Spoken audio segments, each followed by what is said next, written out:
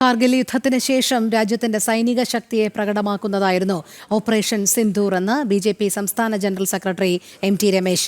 കാർഗിൽ വിജയ ദിനാചരണത്തിന്റെ ഭാഗമായി തൃശൂർ അയ്യന്തോൾ അമർ ജവാൻ സ്മാരകത്തിൽ അദ്ദേഹം പുഷ്പാർച്ചന നടത്തി. ബി.ജെ.പി. സംഘടിപ്പിച്ച പരിപാടിയിൽ ബി.ജെ.പി. സിറ്റി ജില്ലാ അധ്യക്ഷൻ ജസ്റ്റിൻ ജേക്കബ് പങ്കെടുത്തു.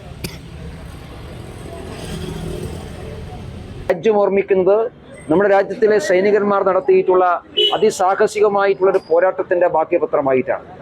ഇന്ന് മറ്റൊരു യുദ്ധത്തിൽ പേര് പറയുന്നില്ലെങ്കിലും യുദ്ധസമാനമായ ഒരു സാഹചര്യം വീണ്ടും ഉണ്ടായിട്ടുണ്ടായിരുന്നു.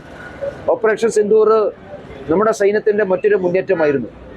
രാജ്യത്തിലെ സൈനിക സംവിധാനം എത്രമാത്രം ഫലപ്രദമാണ് എന്നുള്ളത്, എത്രമാത്രം അത്യന്താധുനികമായിട്ടുള്ള സാഹചര്യങ്ങളെയും സംവിധാനങ്ങളെയും പ്രയോജനപ്പെടുത്താൻ നമ്മുടെ രാജ്യത്തിലെ സൈനിക വിഭാഗങ്ങൾക്ക് സാധിക്കുന്നു എന്നുള്ളതിൻ്റെ ഏറ്റവും ഒടുവിലത്തെ ഉദാഹരണമായിരുന്നു ഓപ്പറേഷൻ സിന്ദൂർ.